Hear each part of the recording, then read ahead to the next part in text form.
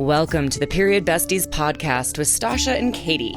Think about it as chatting with your best friends about all the TMI stuff you've never talked about before with two period coaches who've been helping hormones collectively for over 20 years now.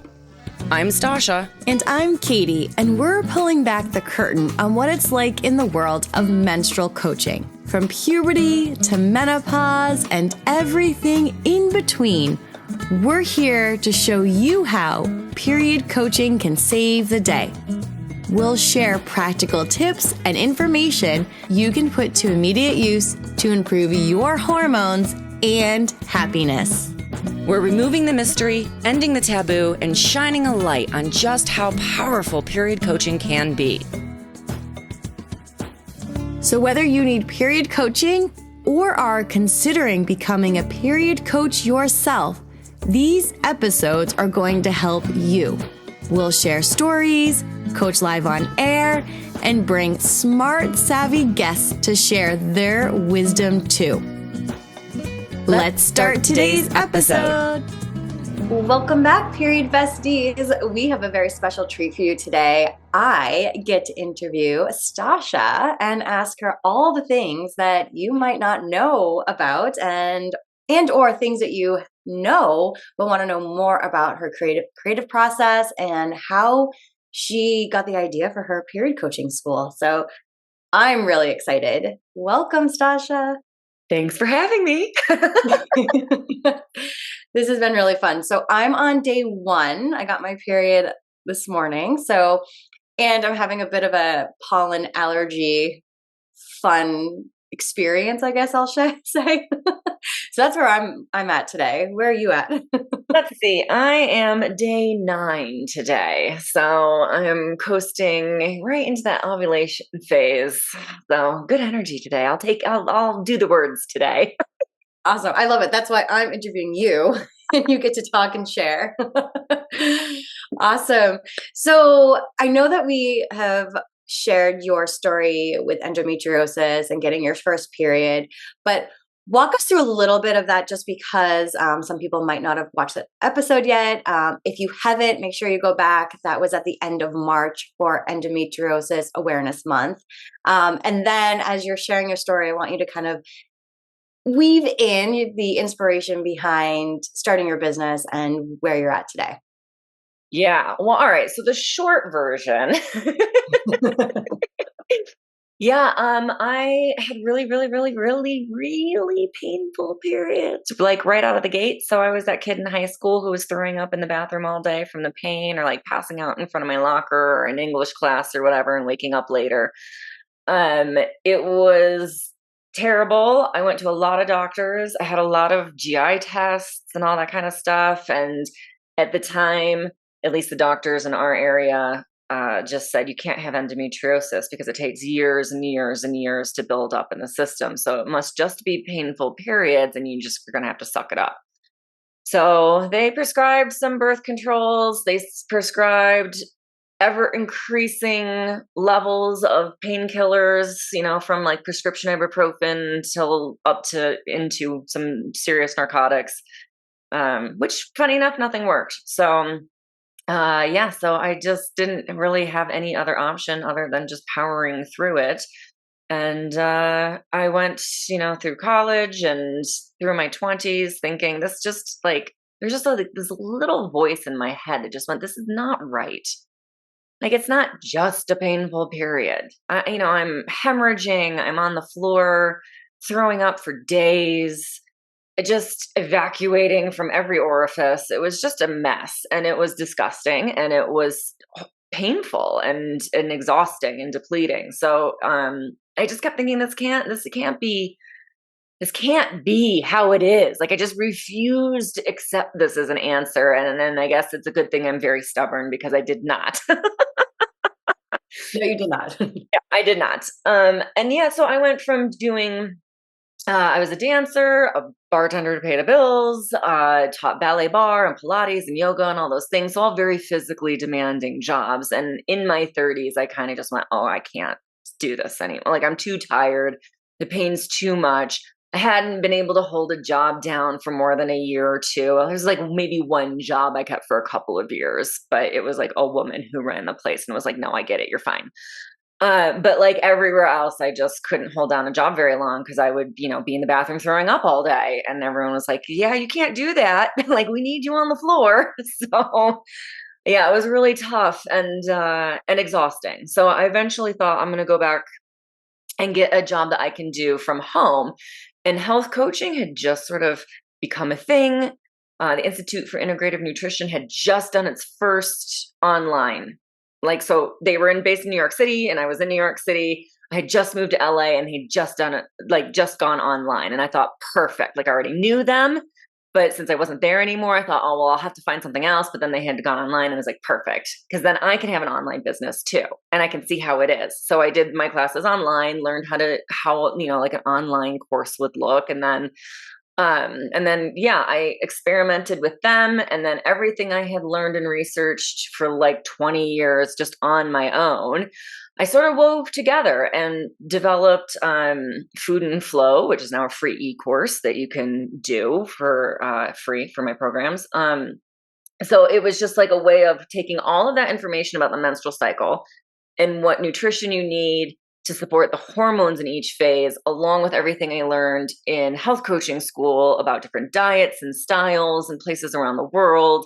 And I just sort of weaved it all together and developed that. So that was kind of the first group thing I did. I worked with one-on-one clients and stuff, but that was the first group thing I did. And then I realized I needed some business help. And that's what took me into a business coaching program. And so now I was doing private clients in person in Los Angeles. I had a couple of online clients, and I was segueing out of coaching athletes into coaching for periods. And so I was really just starting to embrace that hormonal balance coach title when I went into this business coaching program. And all of my clients had businesses.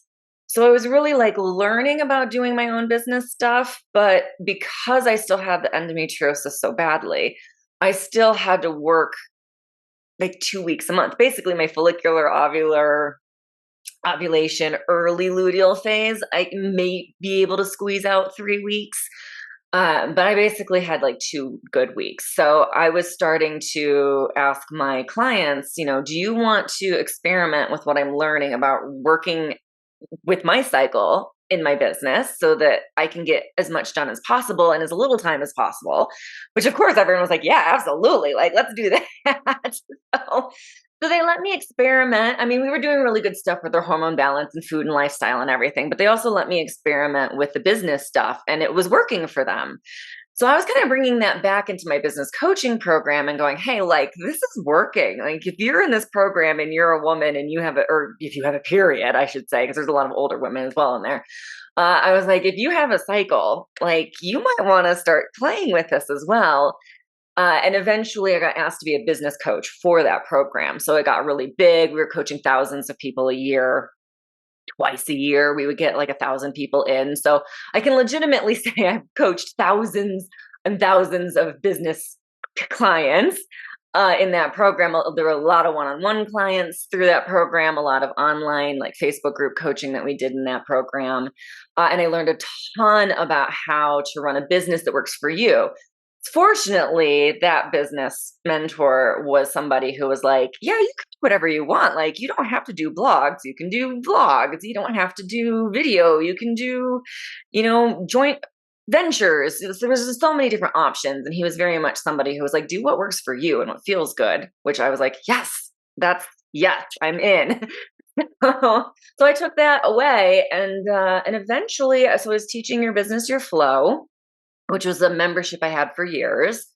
And eventually I just kind of realized there's this gaping hole in the coaching certification world, right? We have health coaching certification, life coaching certifications, trauma coaching certifications, relationship coaching certifications. We have all these different things, but we don't have anything about the menstrual cycle. And at that point, I was like, I could do a 4-year program just the menstrual cycle, and I still would have more to say.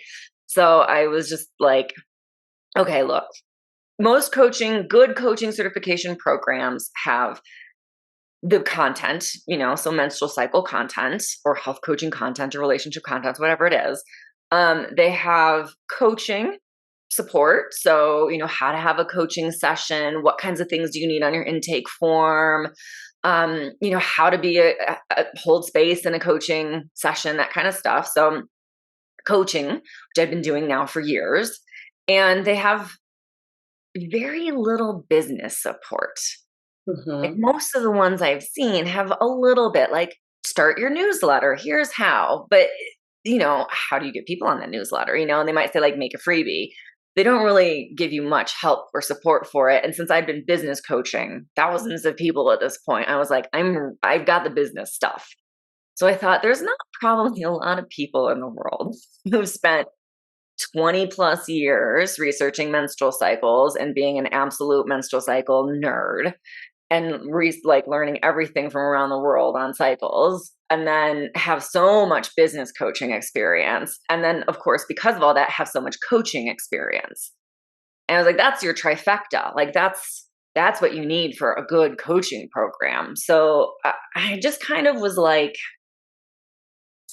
sitting there one day thinking, do I have the audacity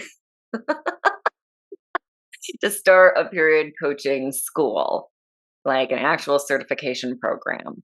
And I was talking to a bunch of people about it, and they were all kind of like, but there's no one else doing this. There's a couple of menstrual leadership programs at the time, but none of them are really like coaching, like helping people overcome period problems, fertility issues, puberty, perimenopause, all of those things.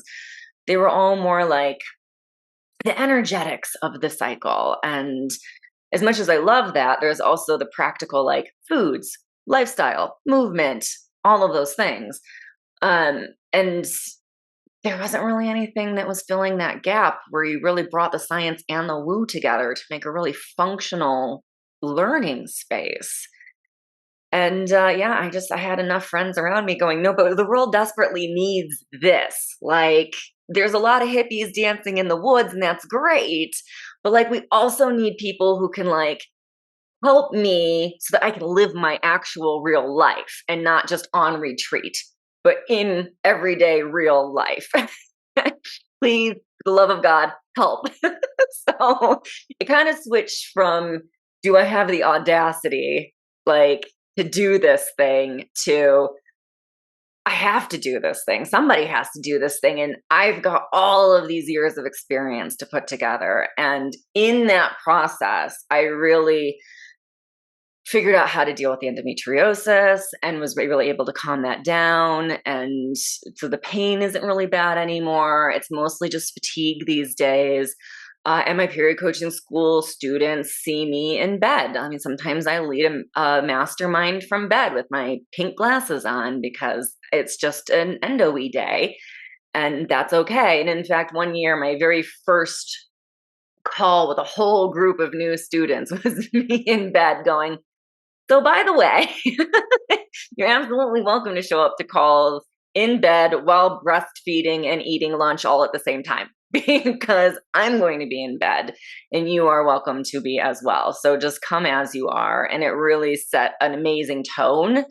And that was one of the years that was just like such a huge moment for me as well, to be like, okay, we're changing the paradigm of what's acceptable. Because every time we'd have students that are like, oh no, I can't come, I have to breastfeed, or oh no, I can't come, I need to make dinner, and you don't want to, be seen eating food on camera or something like that. And we really broke down a lot of those barriers of what's acceptable, especially in a community full of very busy women who are learning and trying new things. And hopefully someday we'll have men in there as well, because they'll realize they also need to know this information at some point. So far it's been quite the experience. But yeah, it was such a moment in my life where I just was like, oh my God, am I this audacious that I could start something like this and then ideally grow it into a world-renowned coaching certification program, which we're well on the way. We have certifications from international coaching certification programs for the school now.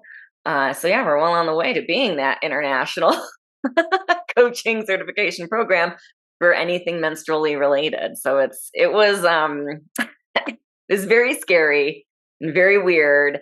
And doing all of it with endometriosis was like, oh my God, what am I getting myself into? Like, I started these business, like the coaching business, so that I could not. And I just sort of segued into this really grandiose thing. But it's amazing and I love it. And it was a lot of audacity and a lot of sheer stubborn willfulness, I guess. But I mean, I just feel like all businesses that really make a big impact start from that place of this is needed.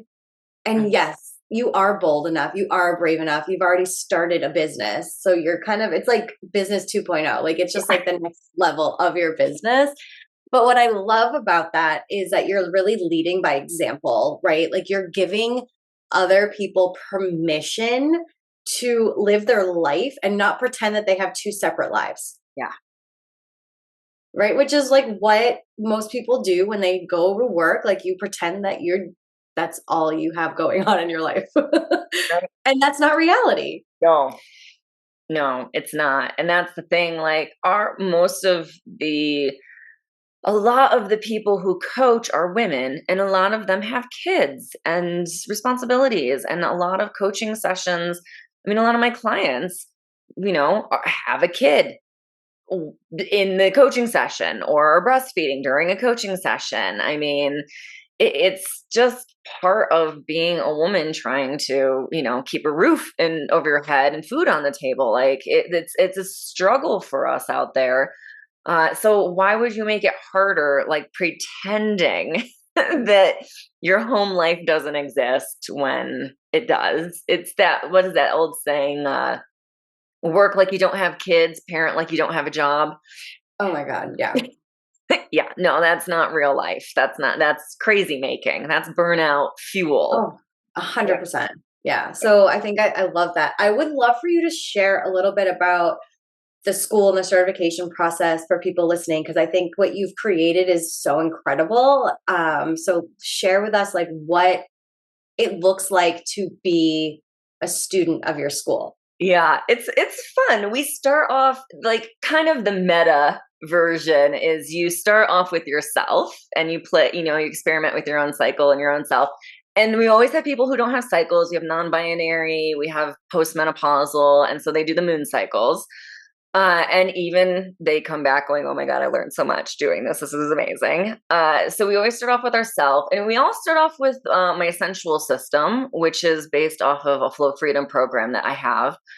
And it's just using your six senses to tap into your cycle and help balance your hormones or bring things into a better place by using your six senses in a way that brings you pleasure and joy and fun. So it's, like, here are some foods that support you in this phase. Pick the ones you like. Don't eat the ones you don't like. If you don't like kale, don't eat the kale. Like, it's okay. So same thing. We do sight, sound, taste, touch, smell, and spirit. So we go through all of those together as a team. And then in the school, you get all of these handouts and stuff that then you can give your clients. So you're going to walk your clients. These are your tools to walk your clients through as well. So you play with them for yourself, and then you get the tools to then take them to your clients, like the food cheat sheets and stuff that you can hand out. And then we dive into the business section. So I kind of remodeled my Your Business, Your Flow program into something for the school specifically. So then we go and talk about setting up your business. And I have all these master classes that are sprinkled in as well. So we talk about the phases of your cycle and how to use them for your business. And then we have like the marketing master class and the sales master class or different things like that. I did a branding master class on a whim this last year. because it just felt like a fun thing to talk about. So that was the master class randomly one month. And then sometimes people give me suggestions, like, I'd love a class on this. And so I'm like, yeah, absolutely. And if I can't do it, we're bringing a guest teacher. So we have lots of guest teachers as well that come in who are experts in their field, whether it's menstrual stuff, like you came in and talked about preparing your body for fertility for the students. One of my biz besties, Meredith, is doing a sales and flow masterclass. So you can see, you can talk to her about that. She's also very neurodivergent. So we'll probably have her back at some point to talk about neurodiversity and coaching. But yeah, so you have all of these different aspects of business that we go through. And you're encouraged to bring stuff, like bring an idea to the mastermind. I'm thinking about doing this freebie. What do you guys think? And, post the landing page in our community group. And, we'll go, oh, I can't find the button. Or I don't know. That doesn't sound really exciting. Can we pump it up or whatever? So we can give good feedback and make it, the best that it can be in this time and space. And then we talk about, of course, all of the period stuff that goes on. So we have classes on everything from, endometriosis to heavy bleeding to perimenopause, cysts, fibroids, PCOS. So we talk about all those different things. And then we have certification presentations. So the students do quizzes. You have to do your quizzes based off of the guest teacher classes because they're really the experts in their field. So that's where we made the quizzes. So we put those together, and then it's always funny when they get to my endo class and I see my own name coming up on the quizzes, and I'm like, oh gosh, that's right, I forget. I am also a guest teacher, kind of. So we do those, and then you have to do certification presentation. So it's a half an hour to an hour where you present on a topic, and generally what people do is pick something that they're thinking about specializing in for their business, or they already have a business and so they know what they're going to do. So for example, one year we have a business coach. She does like VA work and business coaching and business organization and that kind of stuff. And she was adding the cycle part in because all of her clients were women and most of them were menstruating. So she was like, I want to run their businesses with their cycles. It's so much better and so much easier. So she did her presentation on, running up your back end with your cycle. So that was her presentation. And then she took that presentation and turned it into a webinar that she then presented as a free, bring people in, give people a taste of what she does and help them start that process. And then if they wanted to continue, they could hire her. So it was like an entryway for her.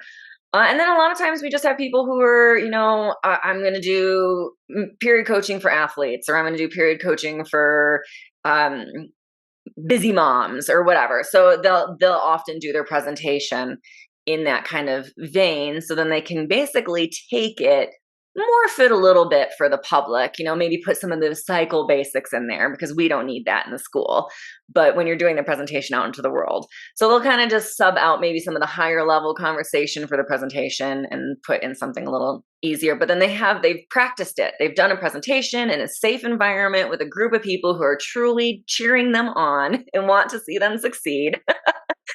And then they can go out into the world with a little bit more confidence in their presentation abilities. They've got slides already done and have that boost of confidence and ability to go out there and actually start bringing in the clients and the people. And yeah, so then if they get their quizzes passed and they do the certification presentation and everything looks good, you get your certificate at the end of the program.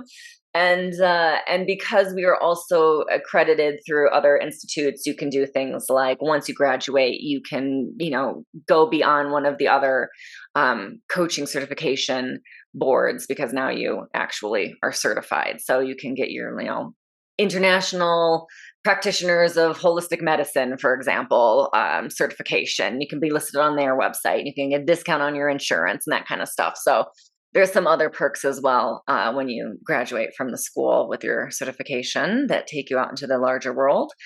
Yeah, it's pretty fun. You get 2 masterminds a month where we chat through things. I teach live classes. We do case study classes where students bring, hey, this is my friend. She filled out her health history form. Let's, help me talk it through. Or I present some of the old health histories I have from like 10, 15 years ago with just all the names and identifying features stripped off.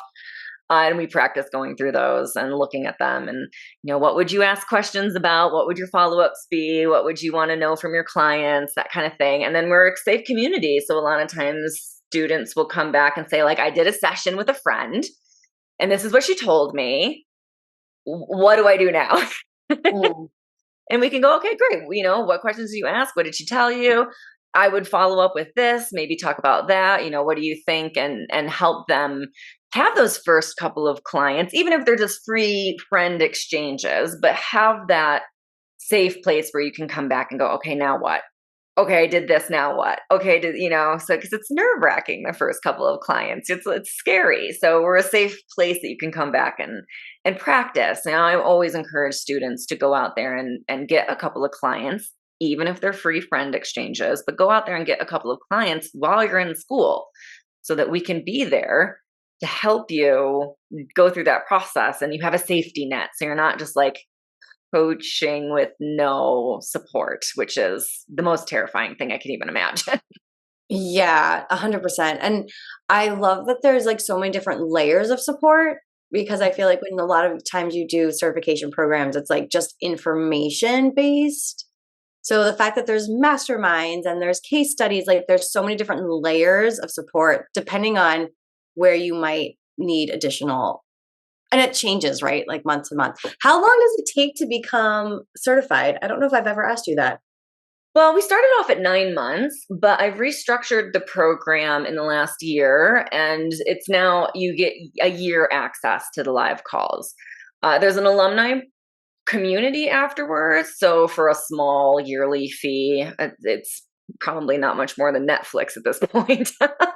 I know, right? Right.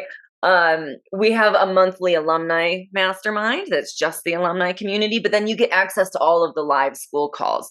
So if you're in the alumni group, you can still come to the school masterminds or the school case studies or the school master classes or the guest teachers, which is what a lot of the alumni like to do. Is they might not come to the masterminds, but they like coming to the guest teachers and being there live to, have like you come in and chat about something. Or Holly Griggs-Spall did the birth control. She did an entire class on birth control, hormonal birth control for the school. So in some ways, it's like your first and best way to get access to some of these amazing teachers as well. Yeah, like that's what I was thinking too. It's like so many times there's so much new information that comes out, right? But so if you've done a program a few years ago, you're missing out on all the new information. So I love that you have that alumni piece, because I don't know if any programs have that. Maybe they do. I don't know. Well, we have that, but on top of that, you always have access to the portal, and that portal is always updating. So if you were so 2020 is when the school launched, right in the thick of the madness, the panini. We launched the school because what else that was the plan. And I just was like, we're going with the plan. We'll see what happens. It worked out great. But yeah, the people who joined that very first year also have the newest guest teachers in their portal. Like, the portal is just the portal. So no matter when you join, you'll get, you won't be able to come live. You won't be able to ask questions or interact, but the new guest teachers will appear magically in your portal. So you'll always have the more up-to-date information. So like, I'll probably go in and redo the endometriosis class in the next year or two, because some more information's come out in the last couple of years. Some more studies. They're not hugely conclusive. There's not a lot of action you can take on them, which is why I haven't done it yet.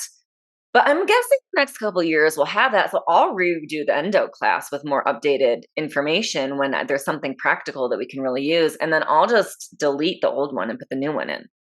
So when you go into there, so, say 10 years down the line, you're period coaching and you have like an endo client for the first time. You can go, oh, great, I'm going to go back and listen to that endo class in the school portal, and it'll be the most up-to-date information that's practical and useful. And so you won't have that class from 10 years ago. You'll have the more current class. We'll have guest teachers come back too, right? Like we'll have, if there's a something new in the fertility journey process, we'll have you come back and teach the fertility class again. Like, we'll have, if it's appropriate, if it's something that there's new information on, we'll have guest teachers come back with updated info and teach. A lot of the alumni also will come and guest teach after they've graduated and come back and, especially the ones that already have established coaching businesses and they've got a lot of expertise and ideas. But even like brand new coaches, a couple years down the line, I always tell the students, like, send me an email. If you want to teach a guest teacher class, send me an email and tell me what you want to teach. Like, you're pre-qualified. You just have to tell me what you want to teach. And if we don't have people already doing that, then absolutely 100%. So, come back in and do it. And then the certification presentations are there as well. So we've got a lot of cool different random topics in the certification presentation pile. And those I add to the portal as well. So not all of them, especially if they're topics that have been done before, but the certification presentations are there. So like if you graduate, 10 years from now, you can see who the new certification presentations, and maybe you want to do a project where you have like an athlete and maybe you want to do a food and movement program and you want a movement person to come in. So you can go through the certification presentations and see everyone who did something on athletics and pick somebody whose vibe you really like, and then be like, hey, I too am a school alumni. Do you want to do a program together? So it's a good resource. And then at the end, we also have the Find a Coach page on the school. So anyone who's graduated and is ready to take clients can put themselves on the Find a Coach page. So you can always list yourself on that. And that's one of those things that I see over time growing and being like, the place people go to find their menstrual cycle support coach, whatever they're looking for on that. 100%. Yeah. That is such a robust program and school. And let's like sing that from the hills and the rooftops and everywhere, because I really don't believe that there's anything else like that in terms of the layers of support, the information. And what I think is so unique about it is that the students themselves are presenting different topics, because we always kind of stay in our lane. Yeah. What we enjoy doing, we kind of like stay in our lane. Like, this is what I like. This is what I want to research. This is what I want to do. So to hear what other people are researching and investing and what their experience is, that helps just give all of us so much more additional information. And like, that, I love that. Like, I love to learn. I love to hear other people's perspectives. And I think that's like obviously that's why we're doing the podcast. One of the many reasons. But I feel like that's what's missing so much in just the educational community, is just having that diversity of like what other people are interested in. Because it's like, I don't know, it just, you feel like so much, it's like similar. Oh yeah. I mean, when I put this school together, I thought about everything that I wish programs had, everything I liked from programs I had done. Yeah.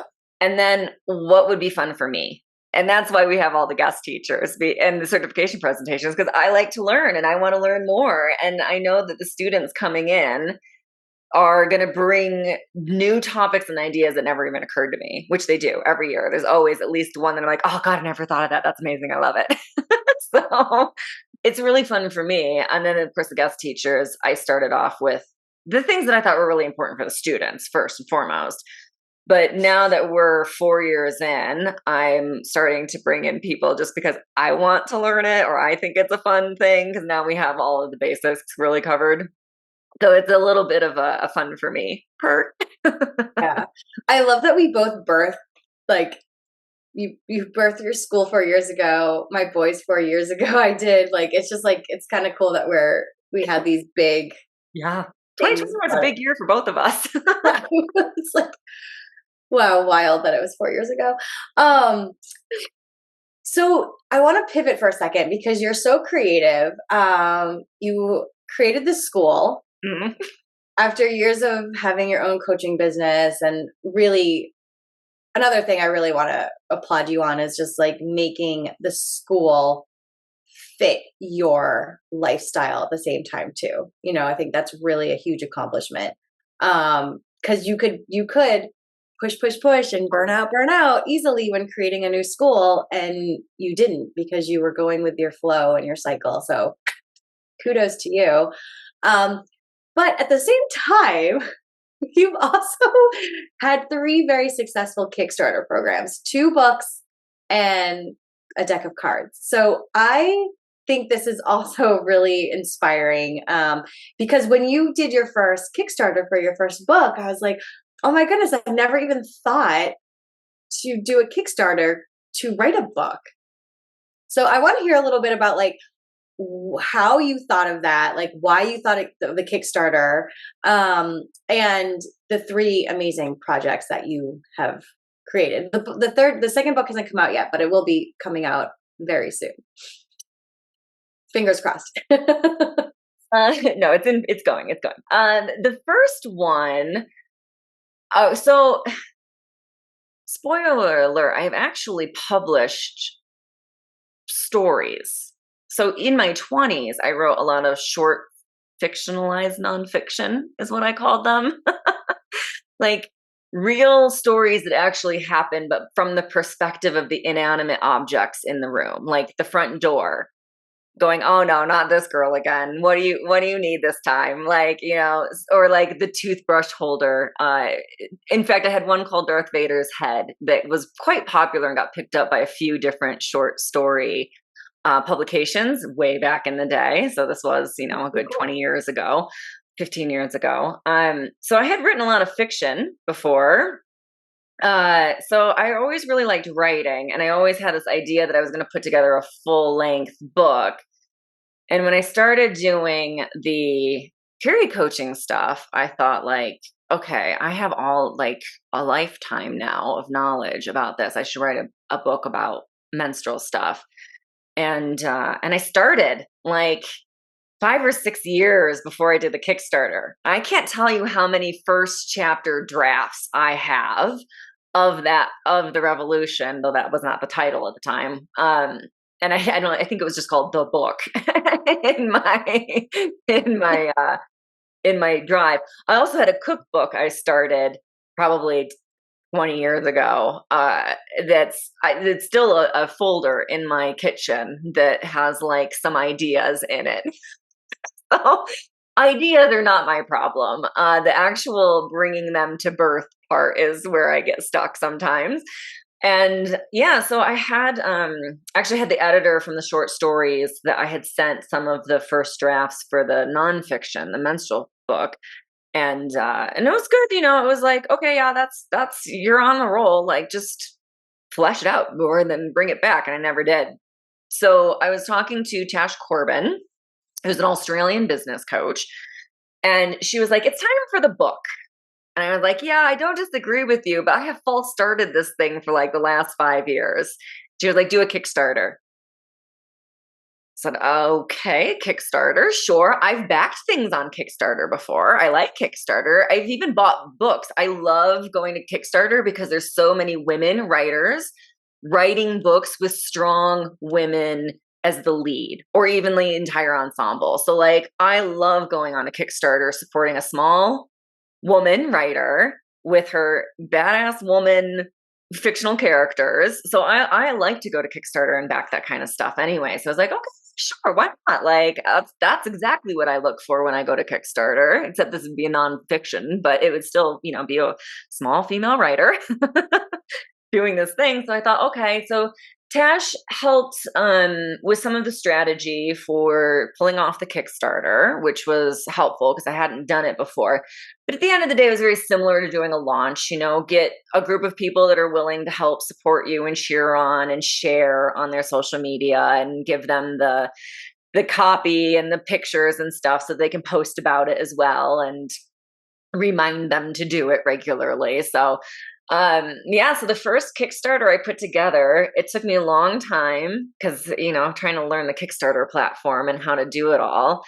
It took months to put together just the Kickstarter, like, because you have to have copy, and you have to have pictures, and you have to have the reward tiers, and what are you going to have for the different reward tiers, and how much are they going to cost, and how much is shipping going to cost, and printing. And I had no idea how much any of that would cost. So I did a lot of Googling and a lot of asking people.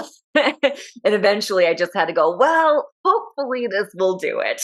Hopefully this amount will cover it. And I was close. I was $1,000 short, but we did pre-sales and that made up for it. So it worked out in the end to be a break even essentially, but that was all right. It worked out well. And yeah, so I just put the Kickstarter together. I asked a whole bunch of friends who wants to be on my Kickstarter cheerleading squad. And I made a Facebook group where every day I would post a little bit of copy and a new picture. And I would just say, hey, copy these and post them on your social media, or just go repost mine or something. And then I would put what I would post in there and ask for everyone to go comment on it. So most people played along, people ebbed and flowed, but we had a whole bunch of people in there. And so almost every day I had several people who would comment on my post, and then a couple of people who would post as well. So it really helped. And yeah, we did it. We surpassed the goal. I very remember it being Thanksgiving.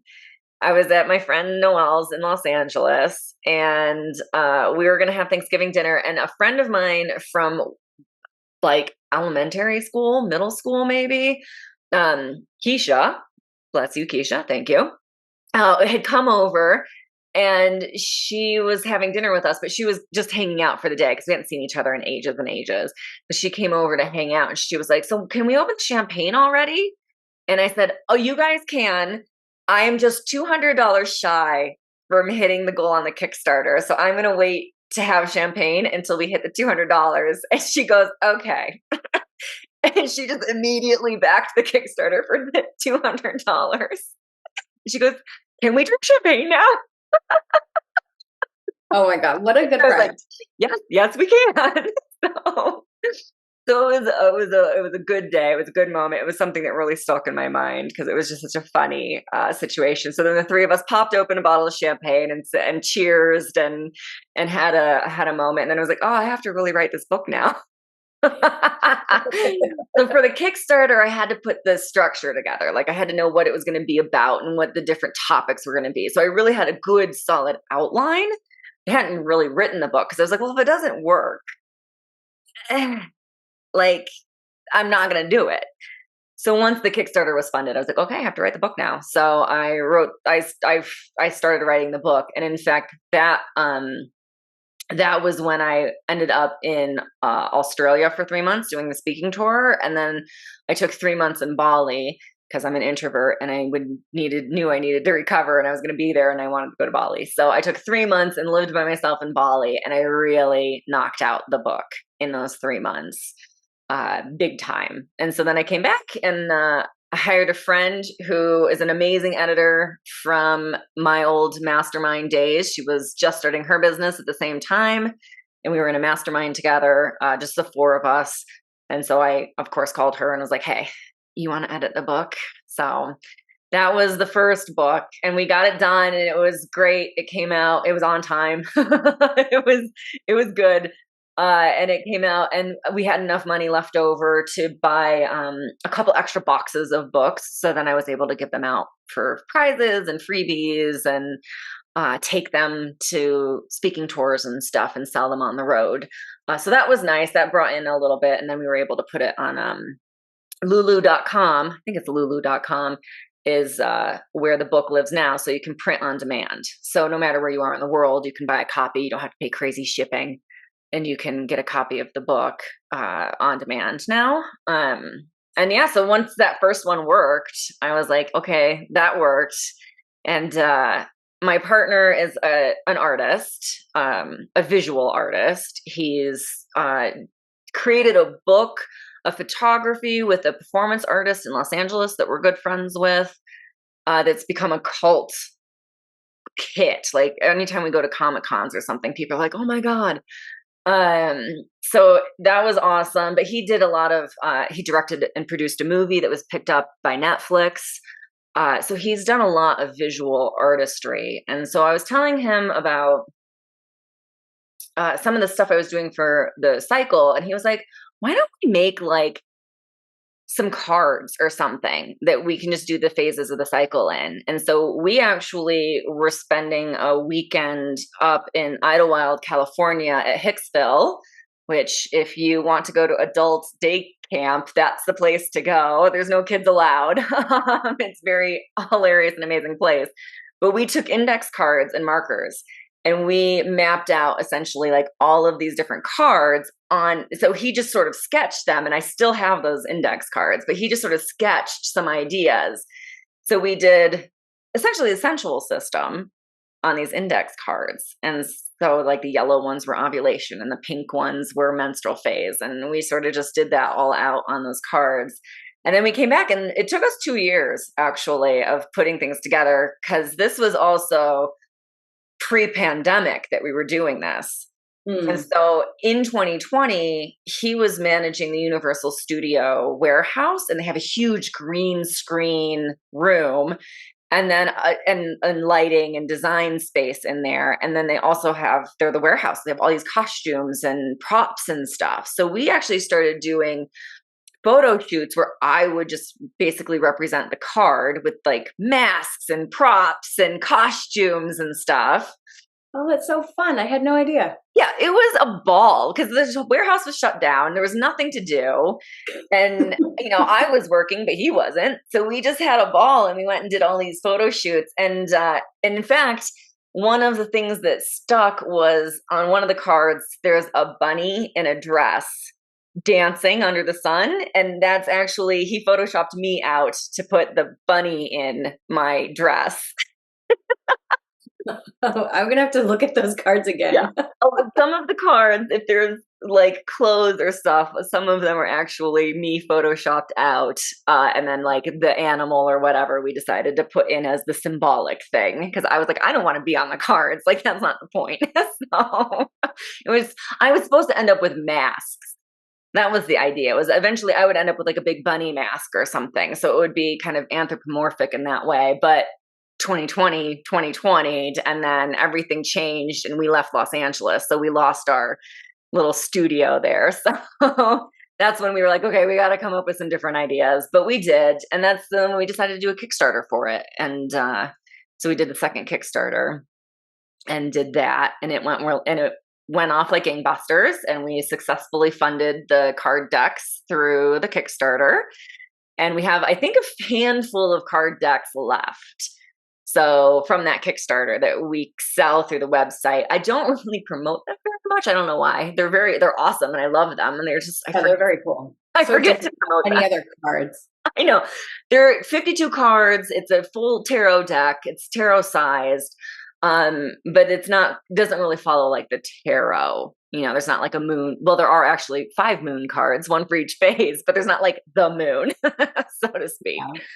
Yeah. So it's, there's like a goddess for every phase, a season card, an element card, that kind of stuff. And then sight, sound, touch, movement, that kind of thing. So there's, we really liked it with the idea of being able to non-verbally communicate where you are in your cycle and your needs. So you could put the like nap card out on the table and just walk away, or you could put the like ovulation card on the table and head into or the pleasure card and put it, head into the bedroom, so you could have kind of some, or you could stick like the food card for your phase on your refrigerator and just have that like a little bit of picture inspiration. So we used it a lot for just kind of the nonverbal. So we didn't have to sit down and have this conversation every day. We could just put it on the refrigerator or put it on the table or something like that. So it was a lot of fun. And then when I decided to do the business book, I was like, well, obviously we'll just do a Kickstarter for it. So, and since I had 2, it was on their like new and favorites or like Kickstarter favorites or whatever. So it was, it got a little bit extra publicity, which downside, we had a bunch of scammers and it was a whole thing that we had to deal with. It was a lot of drama.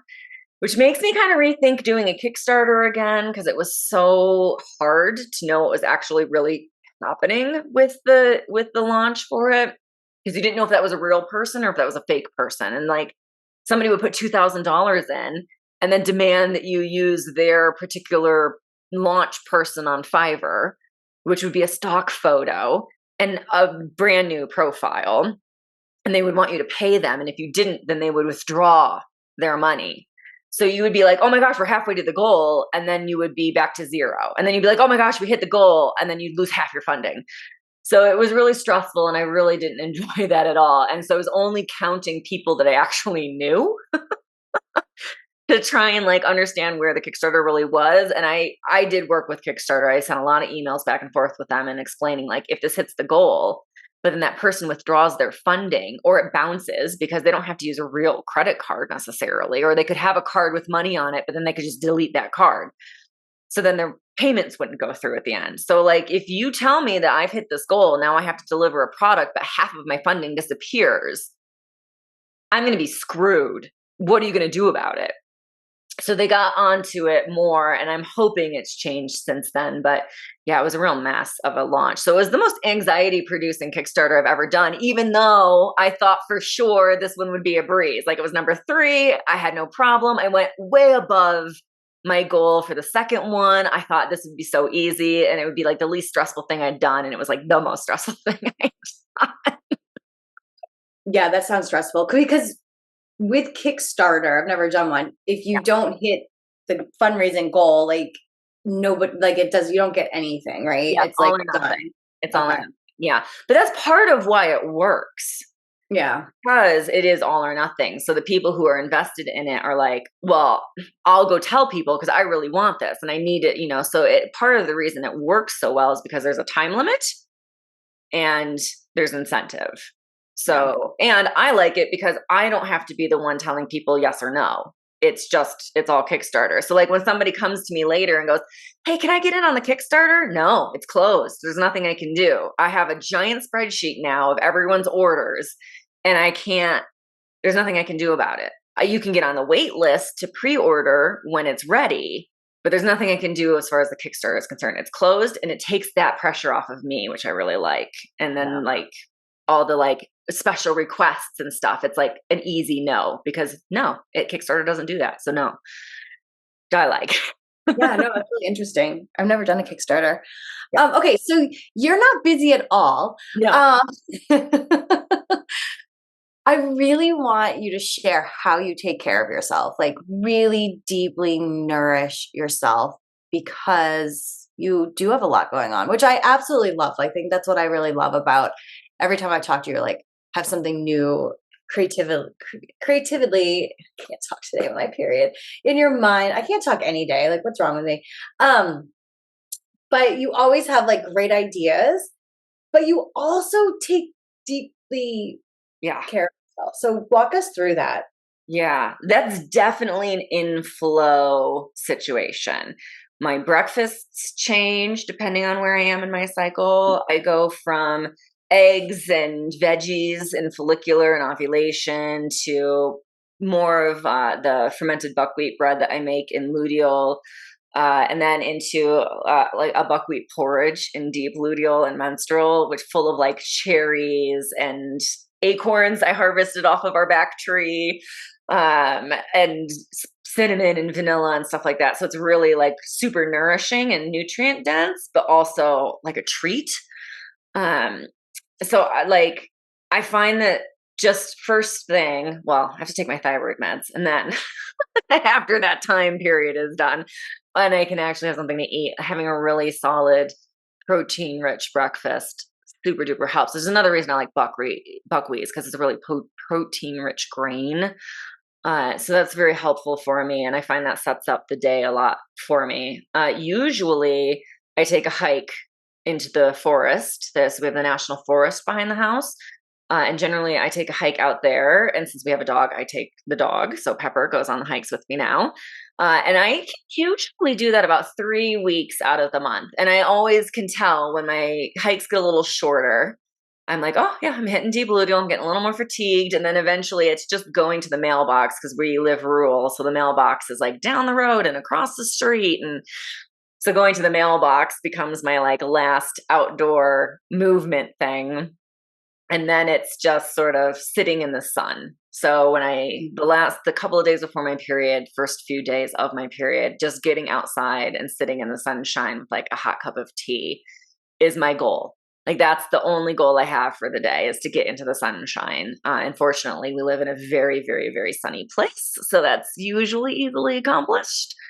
And then, yeah, napping, like having time and space, especially in that deep luteal and menstrual phase. Because like I said, the pain for the endo is vastly reduced. And if I just chill out, there's really no pain at all. But that means I need time to nap. That means I need time to rest. And so I put an autoresponder on my email for a good week and a half that just says, hey, I'm deep luteal or menstrual, depending when you're reading this, and I have endo, and I'm taking care of myself. So if I have the energy and brain power, I will respond to you. If I don't, I won't. If it's urgent, send it to this email that my assistant checks and she can deal with it. Otherwise, I'll see you back here in about around this date. So I have to guesstimate when I'm going to get my period, which I'm usually pretty close to, and put that autoresponder on. I don't schedule any school calls. Sometimes we have certification presentations in that time, but that's usually just me listening and kicking back, so that's fine. But I don't schedule my teaching or masterminds for that deep luteal or menstrual phase of my cycle. And then I just batch cook. I batch cook for follicular, like right when I'm coming out of my period and my energy is back, but my brain's not functioning yet. Perfect batch cooking day. So I batch cook for follicular. Like I just made a huge thing of lentil soup. So I've got like 4 containers of lentil soup in the fridge. I batch cooked like 3 trays of veggies. So follicular veggies and light foods for me it's also winter up here, so warm stuff. And then that same thing on the other side. So when I'm descending into deep luteal and my brain's not working, but I still have the ability to stand and do stuff, I do the same thing. I batch cook for deep luteal and menstrual. So I do beets because I love beet salad with beets, avocado, tomato, sometimes shrimp if I'm feeling it, and parsley around my period. And I know that when I'm starting to crave that beet salad, that I'm getting close. It's that thing that I just know it's coming. I usually make some either chocolate chia pudding or chocolate pudding made from sweet potatoes. So I have something really chocolatey, but also really fiber rich in those phases. So I usually do that. And I usually do like a big pot of like beef marinara sauce, or make a lasagna, or both, or chili, or just something like that's really hearty, really grounding, really fiber rich. And when I make a marinara, there's like 20 different veggies in it. So there's a lot of good veggies in there, but they're cooked and they're in a marinara. So it's easier to digest and eat in that phase. So for me, really setting up the food and the cooking is a huge part of my self-care. And then moving depending on where I'm in the cycle. So, I'm in follicular. Yesterday I did a 1.5 miles through knee deep, heavy, wet snow. I was exhausted when I came back. But then like an hour later, I did some weights because it felt like a good thing to do. So then I just did a couple of weight series from my old teaching days. I was like, oh yeah, I remember these. So I did a whole series of weights and then, walk to the mailbox. So like on a good day, I can do a lot of movement, dance around the kitchen while I'm cooking and enjoying myself. But then when it gets to be that mid-luteal phase, I just don't force myself. I don't push myself. I go nourish, food, magnesium baths, magnesium lotion, like really chalk up, make sure I'm taking my iron and my zinc so that I've got the nutrients I need to get through my menstrual phase as best I can. And then, just taking it down a notch and resting, napping, giving myself more time in the mornings and going to bed earlier at night. Yeah. And I always love when I email you and I get your autoresponder and I'm like, yes, because I think it's just such a powerful way of taking care of yourself, but also letting other people know that it's okay to take care of yourself and you don't have to show up every single day. No, it was a way of reducing my anxiety because I felt like I needed to be present all the time for my business. Mm-hmm. And I was like, oh gosh, these emails are coming in and I'm not even looking at them. And like the anxiety was building, like that perfect A student anxiety, right? And I just was like, I have to figure out a way to do this. And I was like, oh, an out of office message. I can do that. Why don't I just be brutally honest about why? Yeah, why not? I mean, that's what you're experiencing, and everyone, it should be common to be able to talk about that. Yeah, exactly. I even put in that autoresponder. If you don't have an autoresponder, you should. Yep. So, I absolutely love that. encouraging others to do the same. So in that vision, like, where do you see the future of period coaching? Where do you see this movement going? Well, I think that we're going to desperately need to fill the gap between doctor and patient. And as much as maybe the newer doctors coming up are starting to get a little bit more information, they don't learn nutrition, they don't learn menstrual cycles. You could ask most doctors about, well, in my follicular phase, this is happening. And they'll be like, I don't know what that means. So good luck. So yeah, having the education first off, and then a lot of people are starting to realize birth control is a bit of hit or miss as to its efficacy. There's the word, and of course the side effects and everything that goes along with that. So more people are looking for alternatives to hormonal birth control, and people are realizing that they don't have to suffer in silence. So I really see period coaching school filling that gap. Like in my head, it's this huge ripple of like networks just expanding and growing and eventually a big net just encompassing the entire planet of period coaches that are there to catch and fill that enormously gaping hole in our education. And it's not going to, like, I'll die long before I see that completed. But just being able to push it forward, get those coaches, trained and out there, and making their own money, right? Like that's sort of I would say a positive side effect is I really want more money in the hands of women and minorities. So being able to certify people, and like we have the Black, Indigenous, Woman of Color Scholarship for the school. So we can also make sure that people in underserved communities who don't necessarily have the money to get certified, but want to help their communities. Like we have 2 Native American women in the school right now who just want to educate the girls on the reservation. Like that's their goal. And to me, that's huge. That's an entire community of people who are now going to have really positive, actual helpful support from somebody in their community that can help them in a one-on-one or group way where they really get it. And those kids will listen to them because those are their elders. Whereas some like white lady like me coming in is not going to have the same effect. So having that build that fills that gap, not just for the upper echelon, but for everybody, I think is what's going to be a huge, powerful shift forward. And so all of this crap that like our politicians in the States are pulling won't be as impactful because we'll have control over our own fertility, whether you give us access to birth control or not.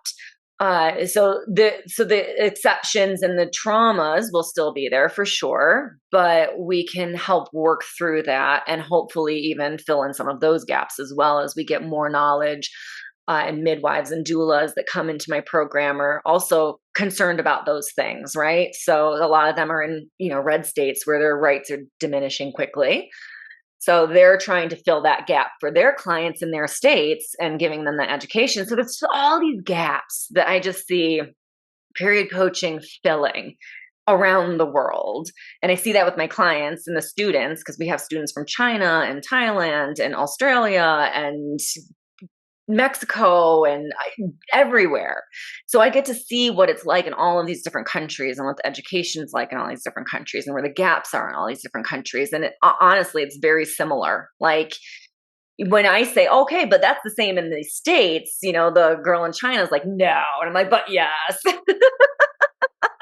She's like, what do you mean you don't have menstrual education. I'm like, there are a lot of states in this country where there is zero menstrual education. So then abstinence only programs. So yeah, it's huge. And I think these gaps are going to be filled by period coaches. And I think that it's going to be a huge wave that just encompasses the whole world and brings everybody up. And eventually period coaching school will no longer be needed. And I know I won't see that day, but I can't wait for that day either, where you don't need period coaches anymore because everyone just has the knowledge and shares. I love that vision. And I love that we share that vision too, of just really making a big impact. I love it. Okay. So before we do the lightning round, where do people find you? And do you have a freebie? Yeah, absolutely. So periodcoachingschool.com is where you can go to learn all about the school, apply, join, all that good stuff. You can sign up for a free application call with me and chat if you have any concerns or issues or anything, or if you want one of the scholarships, and you can just chat it out and get a price that works for you. And then theperiodcoach.com is where a lot of my resources live. It's the original website. So my books are on there. A lot of freebies are on there, that kind of stuff.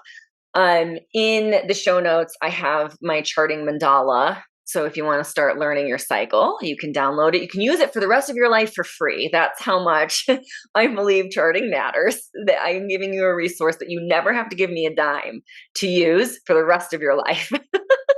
So use it. And it's so fun. You get to color. It is. I love it.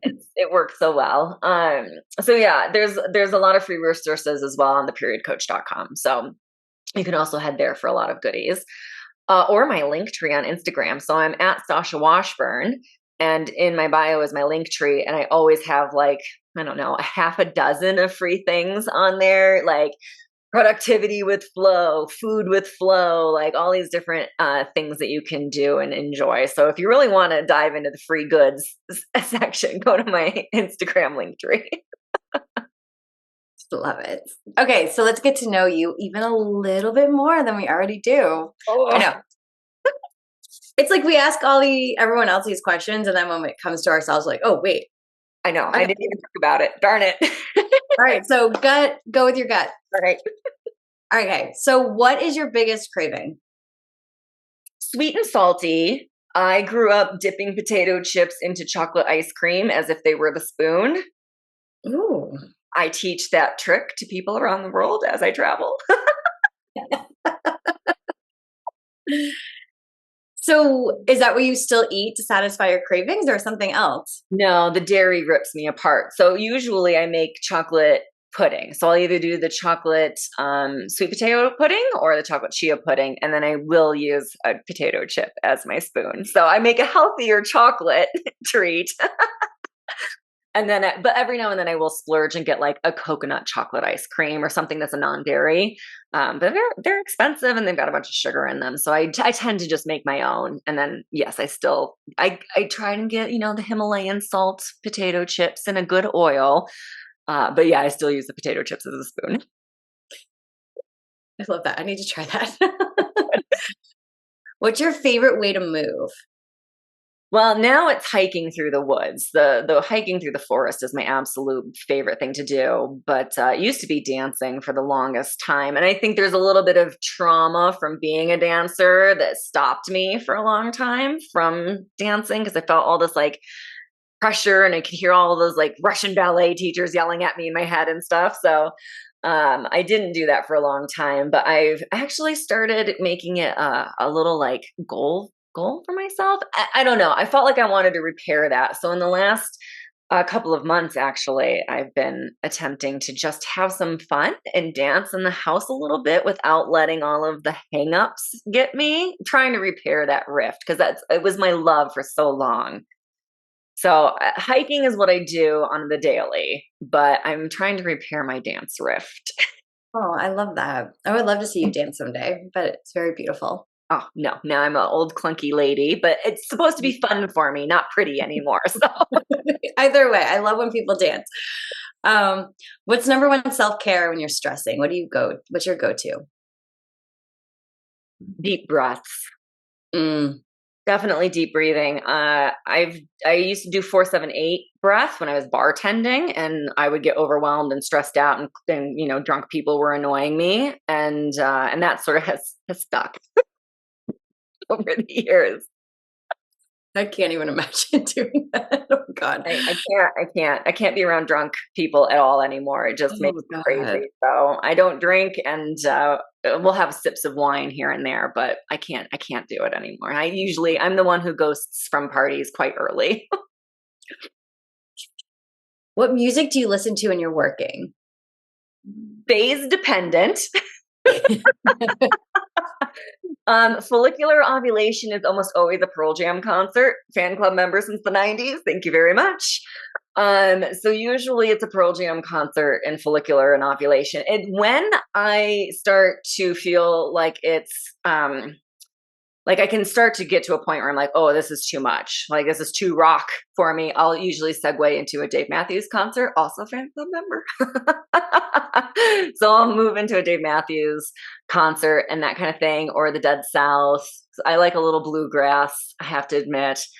And then when I move further into deeper luteal, I'll move into things like Taylor Swift. Thank you, Katie, for helping me on my Taylor Swift journey, or other like old Tori Adams or Dar Williams. A lot of the like classic female folk singers. There's a Dar Williams song called I think it's called Upstate New York. Southern California Wants to Be Upstate New York.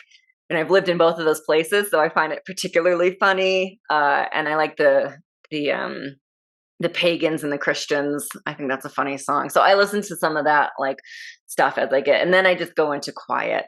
I'll put on like, a Lord of the Rings work ambiance music, or, cafe ambiance music. And I'll use those especially when I'm writing. I find that actually something without words is really helpful. So like no matter what phase I'm in, if I'm writing, I'll put on something like an ambiance, like a YouTube channel with like 8 hours of cafe ambiance to write to. Oh, I like that. Favorite place, country you've ever visited? I'm dreading this question. So hard. So hard. I really liked Argentina. Obviously Bali was gorgeous, although I've been to Australia and Bali now, and I will go back for sure, but only if someone was paying me a lot of money. I think at this point, it's such a hard travel to get there. But I would love to go back to South America. I'd love to go back to Argentina again. British Columbia was gorgeous. I was just there for the first time, and it was just stunning. Glacier National Park. Oh my gosh, to go back there again. In a heartbeat. If you said I've got a pass for you to go to Glacier, I would drop everything and head back up to Glacier. It was just gorgeous. Great. I'm going to add that to my list. Your favorite holiday? I think it's either Halloween or Thanksgiving. I like Halloween. It's that fall, autumn holiday that I just absolutely love. It's not that I even dress up and do stuff, but I just love hosting a Halloween party, because I like making black foods and, like black deviled eggs and, dark squashes, and I use a lot of squid ink, and it's fun because it's different. Like you can really be really creative and really silly with your food on Halloween. But then that's also why I like Thanksgiving, because then you get to make a ginormous, ridiculous, delicious meal, and the only purpose is to eat. I think it had to be a toss-up between those two. Is there any food that you hate?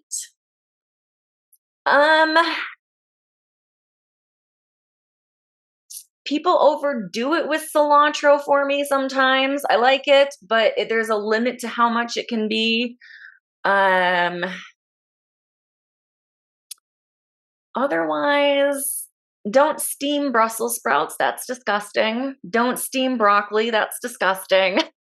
Those have to be cooked with butter, roasted. There's not really anything I hate. There's just like, I think cooking methods that I dislike more than anything else. I don't really like bland food. So the more spice, the better. Yeah, I agree. Yeah.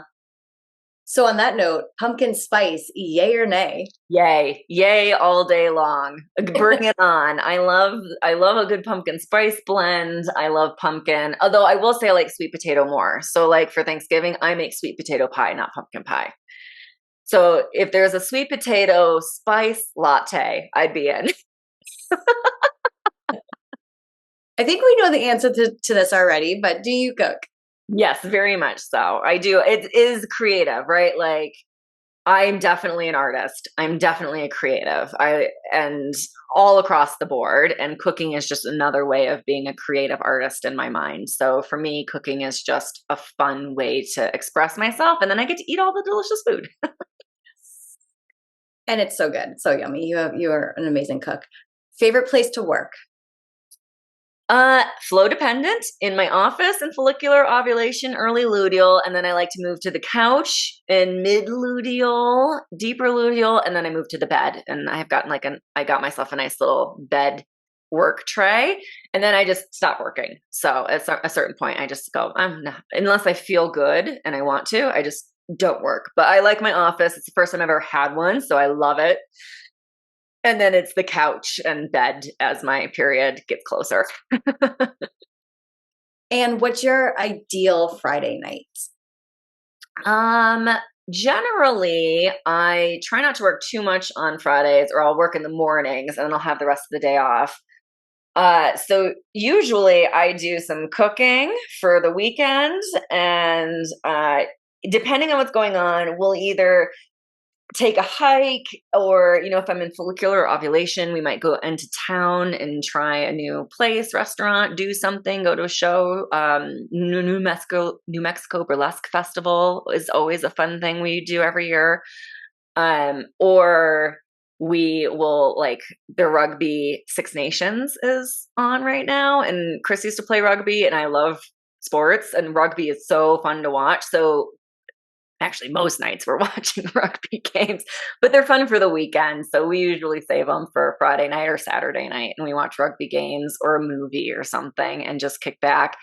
I definitely like to kick back on the couch, smoke my nice long Gandalf pipe with a nice mix of CBD or G and something THC fun. Kick back, make myself a non-alcoholic cocktail, soda water, bitters, some sort of fun thing, and then just kick back and veg, or we play games. We'll pull out cards or backgammon or dominoes or something and play games.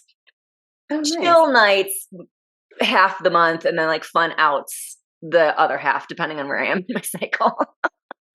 I love that.